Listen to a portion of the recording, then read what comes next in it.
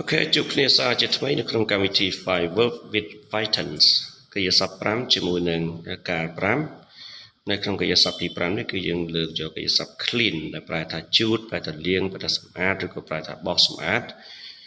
ដោយកិរិយាសព្ទ clean នេះមានការបំបែកធម្មតាទេគឺ clean cleaned cleaned ដែលមានន័យថានៅក្នុងអតីតកាលយើងថែម ed ហើយនៅក្នុង past participle កិរិយាសព្ទផ្ទុំទី3យើងថែម ed ដែរអូខេឥឡូវយើងមើល example ឧទាហរណ៍កិរិយាសព្ទ clean ដែលប្រើនៅក្នុងកាលទាំង5ដូចតទៅ number 1 present simple បច្ចុប្បន្នកាលធម្មតា I clean every day ខ្ញុំ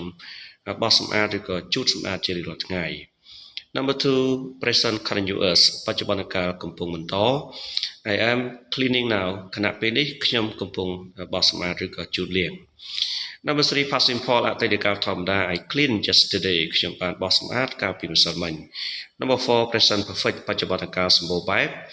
I have cleaned for 2 hours ខ្ញុំបានបោសសម្អាតអស់រយៈពេល2ម៉ោងមកហើយ Number 5 future simple អនាគតកាលធម្មតា I will clean tomorrow I will clean tomorrow ខ្ញុំនឹងបោសសម្អាតនៅថ្ងៃស្អែកសូមបញ្ជាក់ថានៅក្នុងទម្រង់ឬក៏ form របស់ future simple គឺយើងមាន subject plus will plus verb ខ្ទង់ទី1ឬក៏ plus base form ហើយនឹង plus object ជាបន្តបន្ទាប់ទៅប៉ុន្តែ example របស់យើងក្នុងនេះគឺយើងមិនបានដាក់ object ទេគឺយើងគ្រាន់តែដាក់មេកិរិយាសព្ទ